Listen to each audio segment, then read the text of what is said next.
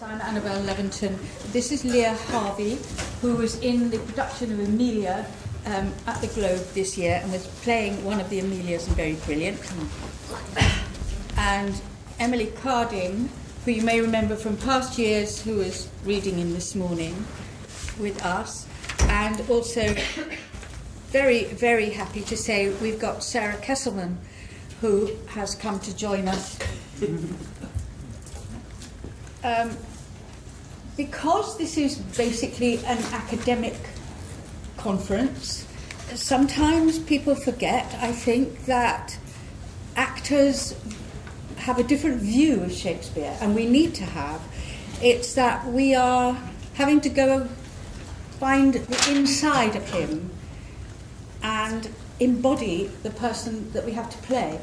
And that's a very different viewpoint from the academic who's actually tends to be looking from the outside, justifying every little thing that happens. Doesn't mean to say actors don't do research. Some do a huge amount.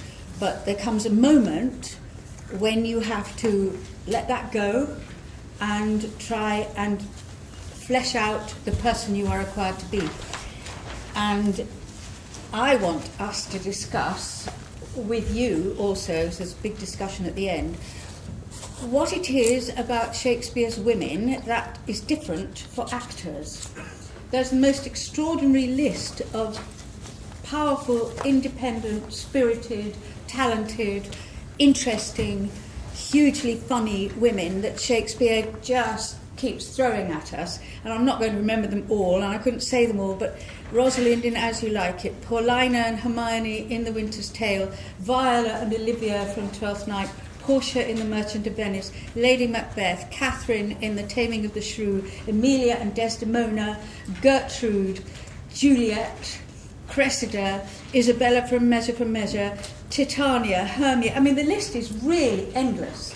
And it's an extraordinary thing that one playwright, apparently, has got inside the skin of so many interesting women that we have to try and make real.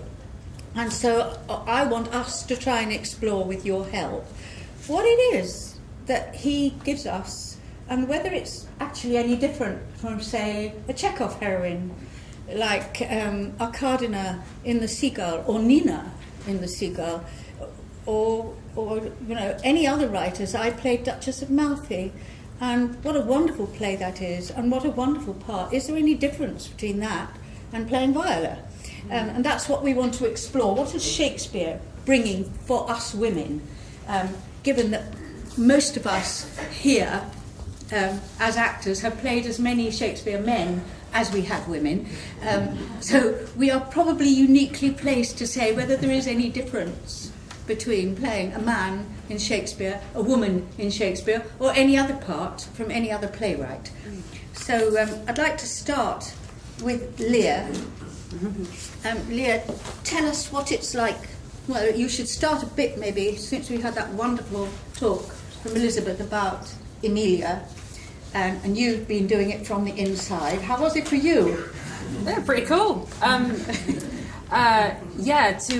To play a character a real person, who not much was known about until very recently, when she was kind of pulled out of the bookshelf and people thought, oh yes, there's a story here and she's got something really important to say.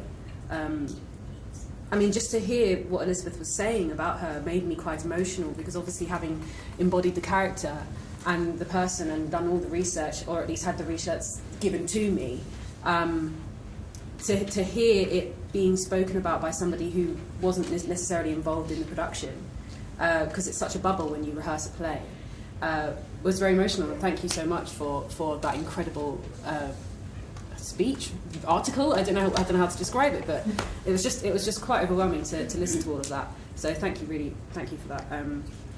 There's not much really to say about, because we all know, we've all just heard a lot of information about her. So I guess just putting that onto the stage was quite a challenge. And luckily I had two other actors to share her life with, because it was such an epic life, as many of the women in Shakespeare and all the men in Shakespeare. they have such epic lives. And to have one person play that, that's why there's so many different, part 1, part 2, you can't fit it into one play. But what I would like to talk about today is Miranda in The Tempest, which I believe is Shakespeare's last play. Supposedly. Yeah, supposedly. I was lucky enough that I graduated 2016, so my first job was in 2016, and I played Miranda in The Tempest with Phila Deloitte's production, which was an all-female cast, and we used different filters. So we had the filter of us as human beings, who are also actors, and then we had prison. So we used the prison context to justify having an all-female cast. And through that, we then placed the prison characters. So we had our own prison characters who had a life of their own, and then the Shakespeare characters. It's very confusing for me to even explain, but it's a bit of it blows your mind a bit. But because we had the prison characters, it was a lot easier to then go into playing these male characters, for instance, and completely imagine up these lives and where they draw these influences from to play these men, as well as the women. And I was one of the only people. I was the only person playing a woman in The Tempest because there's only one girl in it. But what I found with Miranda was coming from an actor's point of view, and a 22-year-old as I was at the time. I really loved the way that she was written in a way that she really went from instinct, and she kind of didn't think before she spoke. She doesn't, and I think that's because for me I made the decision that she didn't learn how to be a woman in society. She grew up on an island. She left, when she was 2. You don't remember anything from when you're 2. So she didn't have anyone telling her that you must sit in a certain way and you must. So I had the freedom to be a squirrel on the stage, to run around and, and behave in a way that people would probably turn their nose up at if she was, in court. So that was what was really amazing about that. And also the fact that I wasn't necessarily playing a female character. I think my focus and what I really enjoyed about doing that production was that we were just human beings telling a story. Because at the end of the day, they're just words, and words don't have a gender. So I've got one of the scenes from The Tempest, Act 3, Scene 1, where Miranda is talking to Ferdinand, and it's kind of where they fall in love, and where she pops the question. Which is great.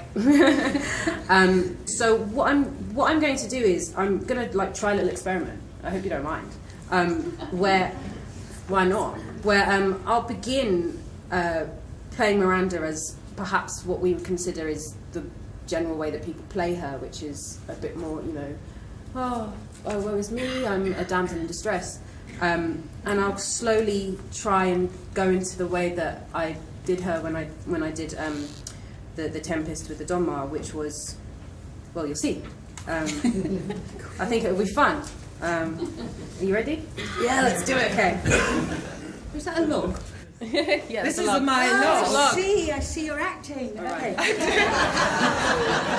I thought you were trying to move the chair. Doing the acting. Sorry. Jeez. That is, there's one line of Prosperous. You want me to read it? I've cut her out, but if you want Cut to, it out. if you I want to find read it's it, much lovely. So yes, you're Ferdinand, yes. and I'll here's do Miranda. Okay. Alas now, pray you, work not so hard. I would the lightning had burnt up these logs that you are enjoined to pile. Pray set it down and rest you. When this burns, 'twill weep for having wearied you. My father is hard at study. Pray now, rest yourself. He's safe for these 3 hours. Oh, most dear mistress, the sun will set before I shall discharge what I must strive to do. If you'll sit down, I'll bear your logs the while. Pray give me that, I'll carry it to the pile. No, precious creature, I had rather crack my sinews, break my back, than you should such dishonour undergo while I sit lazy by. It would become me as well as it does you. And I should do it with much more ease, for my good will is to it, and yours is against. You look wearily. No, noble mistress. 'Tis fresh morning with me when you are by at night. I do beseech you, chiefly that I might set it in my prayers. What is your name? Miranda. Oh, my father, I have broke your hest to say so. Admired Miranda. Indeed, the top admiration. Worth what's dearest to the world. Full many a lady have I eyed with best regard. And many a time the harmony of their tongues hath into bondage brought my too diligent ear. For several virtues have I liked several women. Never any with so fun soul, but some defect in her did quarrel with the noblest grace she owed and put it to the foil. But you, oh you, so perfect and so peerless, are created of every creature's best. I do not know one of my sex. No woman's face remember, save from my glass mine own. Nor have I seen more that I may call men than you, good friend, and my dear father. How features are abroad I am skillless of, but by my modesty, the jewel in my dower, I would not wish any companion in the world but you. Nor can imagination form a shape besides yourself to like of, but I prattle something too wildly. And my father's precepts I therein do forget. I am, in my condition, a prince. Miranda, I do think a king.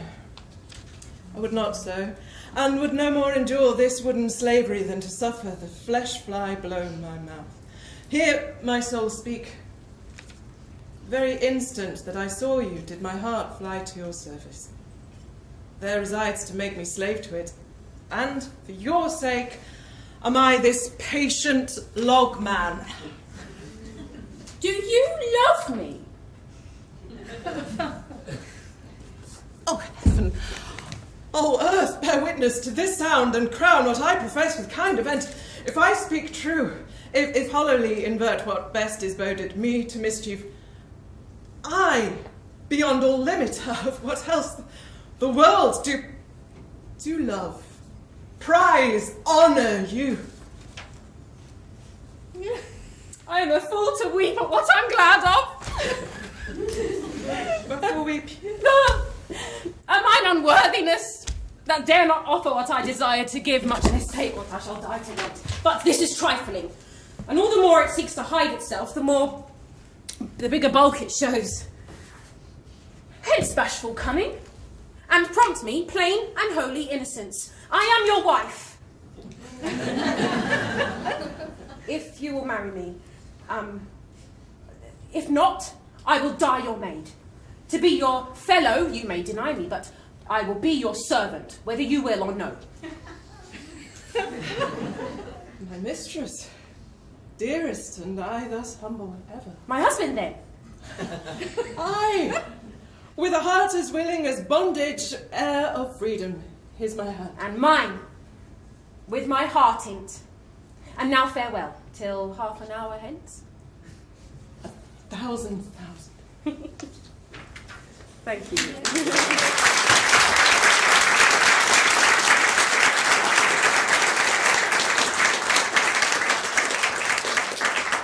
Just to close off, it's a really cool scene, and it's so fun, and to put in the constraints of learned social behaviour makes it really boring.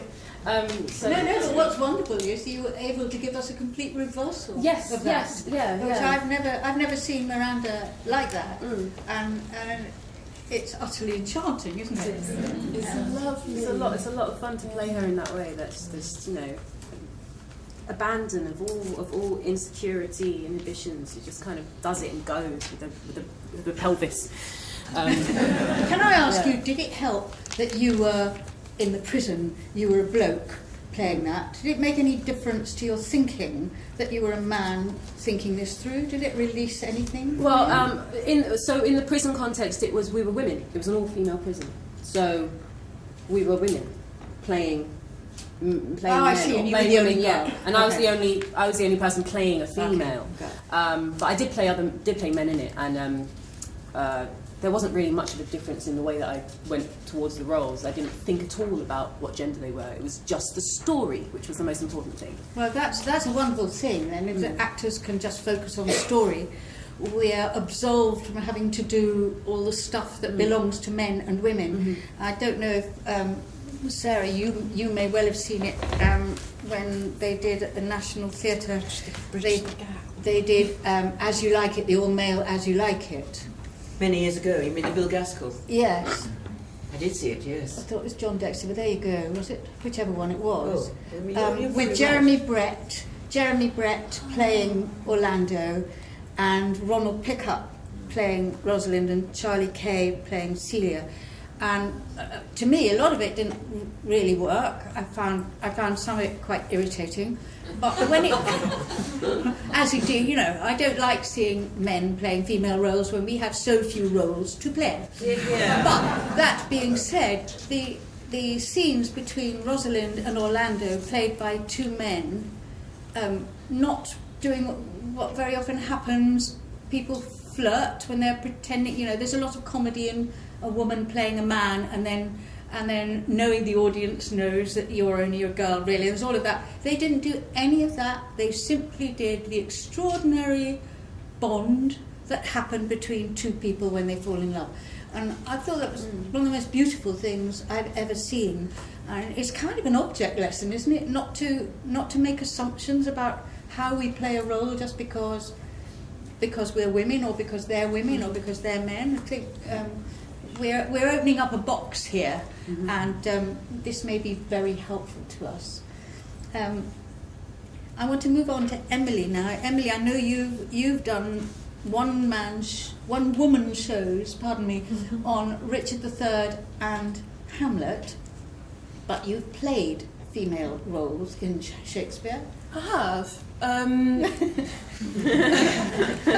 when we came to come to do this conference, I was trying to think, were most of those in training, and how many have I played professionally? Doesn't first. matter. Oh, okay. I don't think. So probably more so in training, but my first professional Shakespeare was as Portia in Merchant of Venice, which was lovely. But in recent years, I've mostly played the men, and I also have a one-woman Caliban, interestingly, although it's by a new writer. So it's, Could you just talk about taking Portia a minute? Because what you feel about Portia as a part to play? It's an extraordinary role. I think that this year I've mostly played Hamlet, and I'm going to bring that back round to Portia. And what's interesting about playing Hamlet as a woman is there's a long history of women playing Hamlet, and still we have the media saying, "Oh look, it's a woman playing Hamlet." And as I mentioned to Michelle Terry earlier, there's this American academic writing in the 19th century who had this theory that Hamlet was female but raised as male for political reasons. Which, if that was the case, and we don't have time to go into all of the textual citations that he comes up with to back that up, maybe we'll have a little bit of time in a bit, that would make Hamlet one of the cross-dressing heroines, as Portia is. And what Shakespeare does by giving us these heroines who have the opportunity to dress as a man is he releases that human being from the constrictions of the gender that is imposed on them, or the societal constrictions that's imposed on that gender, and shows us just how performative gender is. And so with Portia, what I love so much about Portia as one of those cross-dressing heroines is that she doesn't cross-dress in order to hide herself away from anybody or to pursue anybody. She comes in to sort out everybody's shit. She's like, "You're in trouble, right? Your friend is in trouble," and she comes in and nobody has a clue, and she runs rings around all of the men, and even in the last scene, after the courtroom scene, and she has the incredible quality of mercy speech, in which she basically teaches Kabbalah to a Jew. It's showing her extraordinary learning. After all of that, and her lover Bassanio has not realised that it's her. Her and Nerissa in that final scene, where she basically says, Portia was the doctor. She manages to completely take the mickey out of her lover. But yes, this is the ring that I got from the lawyer by sleeping with him. And you slept with the lawyer? It was me! All the way through, she's just leagues above all of the men. She's so clever and so intelligent, and she really gets to show that in her guise as the doctor, because she's then liberated from the role she wouldn't be able to play normally. So I think that what Shakespeare shows us, by writing so many, as Elizabeth mentioned, so many cross-dressing female parts, he shows us human beings. He's not writing women, he's not writing men, he's writing human beings under certain circumstances, and gender is one of those circumstances, and he shows how fluid the whole thing is. Thank you, God. Was that a bit of a barrage? It's interesting. No, what's interesting is both of you have your final, where you come to, and each one is about the humanity of the characters, and it doesn't matter if they're men or women. What we get is a total humanity, and it's what we have to do as actors, try to find that in parts that are actually frequently they may seem underwritten or not explained, and we have to find ways of finding that humanity. And one of them, if you might, I'll come back to Portia, but can I just move on? Because we were talking earlier, Sarah has played Gertrude amongst many, many other parts, but we were discussing whether Gertrude isn't actually a very underwritten part, because she's hugely important. Everybody gravitates to her. What she does and says has huge power, but she has very little, and there's very little explanation of any of it. And I wonder what you feel about that, having played her, which I sadly never have. Sarah, what would you say about that? I know that there are many people who've played the part who feel frustrated playing Gertrude because of the role that she plays in the court, and they feel that there must be something missing in terms of her being the queen. But I have to say that personally, I didn't ever feel that. Although it's very interesting what you were saying earlier on about the what is it called, the bad. Oh, the bad quarto. So in the first quarto of Hamlet, Gertrude has a lot more to say, although it's not as well honed as what we finally have. But she actually does say in the closet scene, I was not involved in this murder. I did not realise. I completely believe you that Claudius is the killer. He is a villain, and is completely on board. That's with really Hamlet. interesting. I didn't know that version Whereas existed. usually you have to make that choice. You do have to make that choice, and I found that really interesting challenge to make that choice. And it seemed to me that what Gertrude, when I was playing it anyway, was that she was the witness to life. That she didn't have control, that she might have wanted it deep down inside her, but there wasn't the wherewithal for her to do that. She was a wife, maybe not a happy wife, we don't know.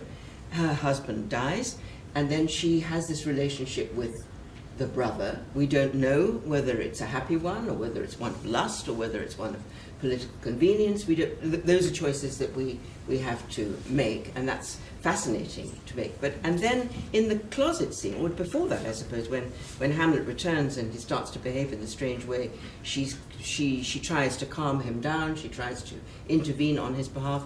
I found that very revealing about a mother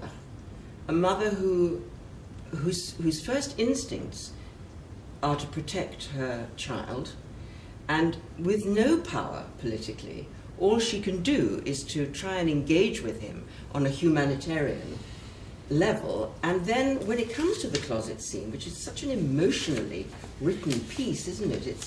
She doesn't really say a great deal.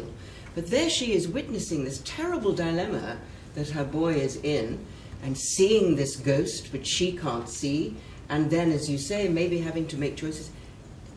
Has he really seen something?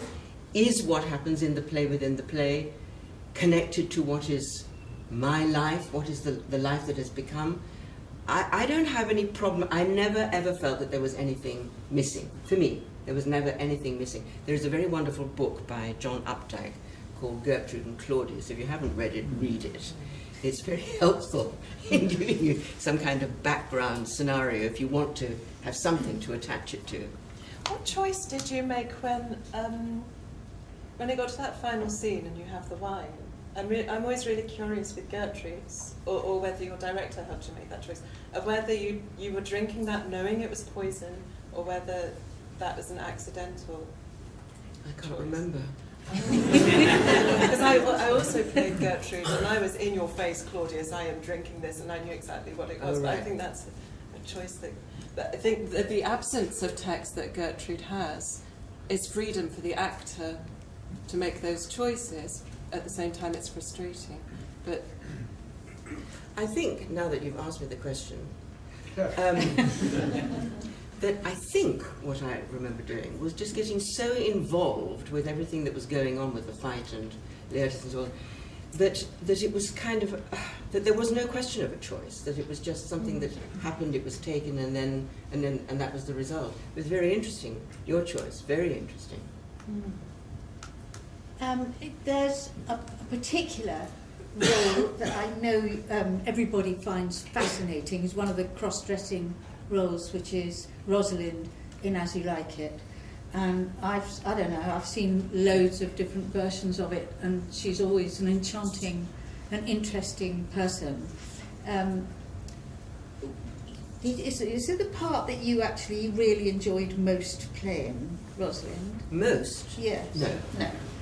What No, I did you can't say enjoy honestly most? that I enjoyed. Can you say? It's impossible to choose, really, isn't it? I mean, I did a good job with it. I was very convincing as a chap, I think. I was, quite sexy and intelligent, but I never matched her brilliance. I didn't. So no, it wasn't the part that I... Well, we can never really get there, can we? I mean, my absolute favourite, not that she doesn't do any cross-dressing at all, is Beatrice in Much Ado About Nothing. I always wanted to play it. What? she's wearing the trousers whether she cross-dresses. Maybe that's why I enjoyed it so much.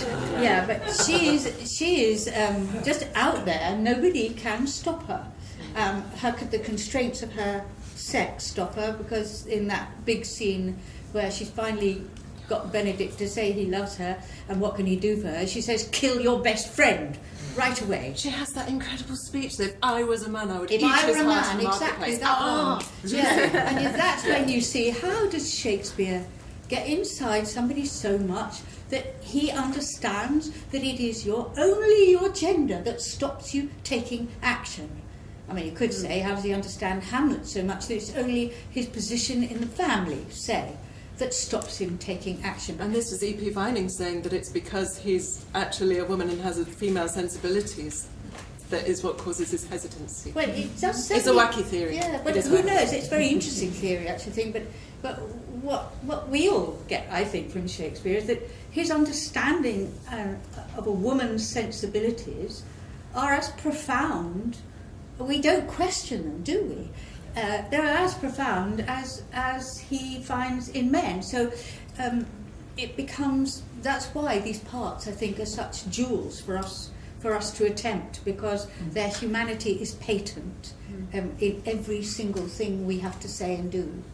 And unlike modern playwrights, of course, we don't get stage directions except for exit pursued by a bear, which we needn't worry about. We have only the text to deal with, and that text, every time we try it, comes alive, doesn't it? We might not make it all, and I'm sorry I didn't manage to do it when I played Desdemona. I couldn't be what I wanted to be with Desdemona. I could feel it, but I couldn't do it. We can never always get there, but what we're given with Shakespeare's women is the chance to attempt those Everests of parts that they're not given to us to have a go at very often. So it makes us bloody grateful that we've got Shakespeare. Thought it might be nice if you did that scene. Do you want to sight read as Celia? I feel I'm talking so much I don't need to do any of this. You haven't done anything yet. I'm not going to. But Would you like to have a go at that scene? What And then we we've can done is actually... we've had to be a little bit ruthless with it, so we've Yes, been a bit made some quite radical. radical Over cuts. lunch. So forgive us if you're familiar with the scene. Go, what? They've missed out that bit.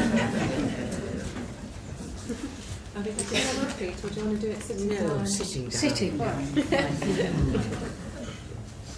So I'm just going to move my chair. Save me from knocking anything over. Well, okay. So Sarah is going to be Rosalind in the wooing scene, it's called, in the forest, Act 4, Scene 1, and Emily is going to be Orlando, and I shall be Celia, who is Rosalind's cousin. Come, woo me, for I am in a holiday humour and like enough to consent. What would you say to me now, and I were your very, very Rosalind? I would kiss before I spoke. Nay, you were better speak first, and when you were gravelled for lack of matter, you might take occasion to kiss. Very good orators, when they are out, they will spit.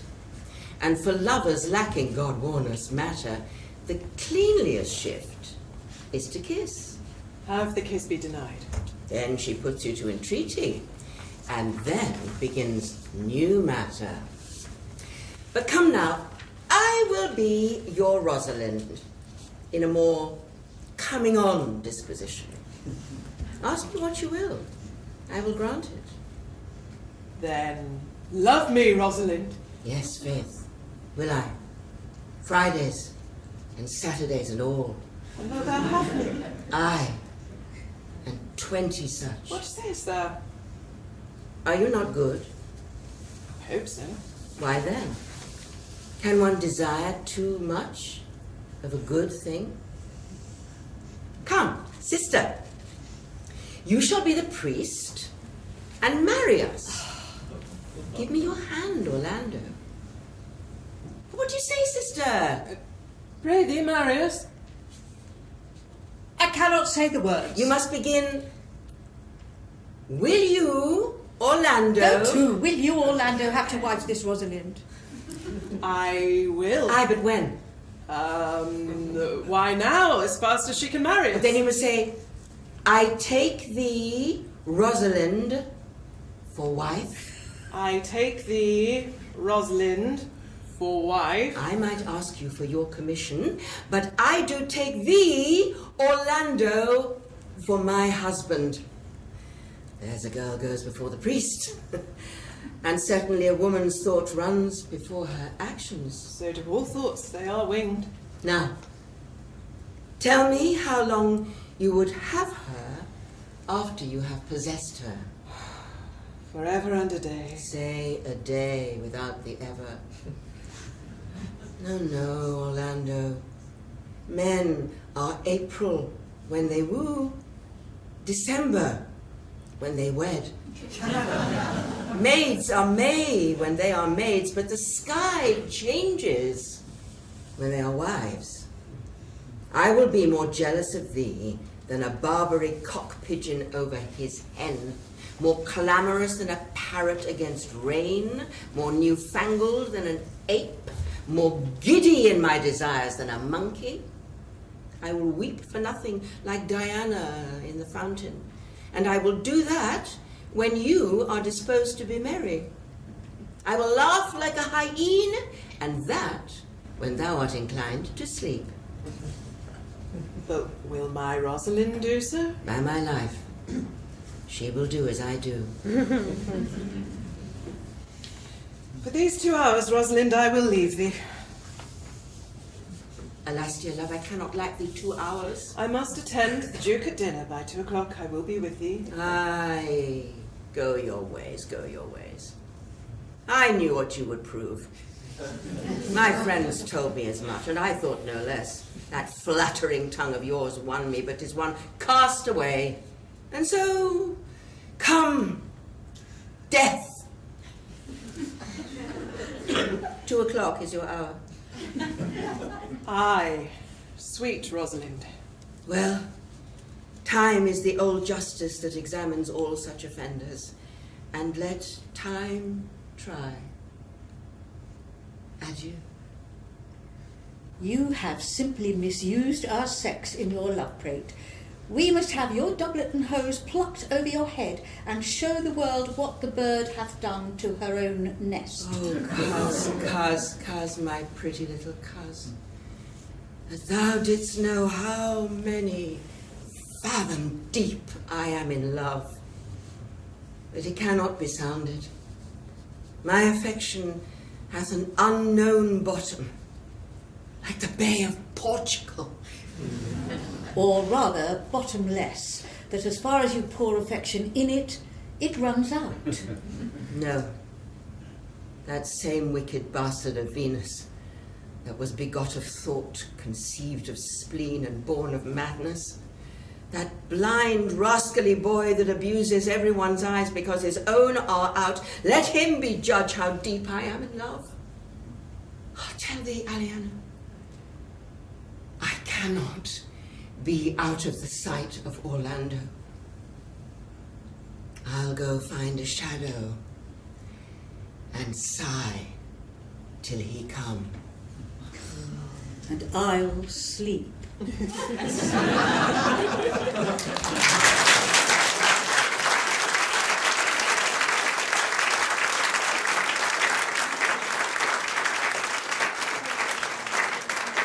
That is food for thought, is it not? And when we come to the discussion at the end, any of that you want to bring up, please bring up.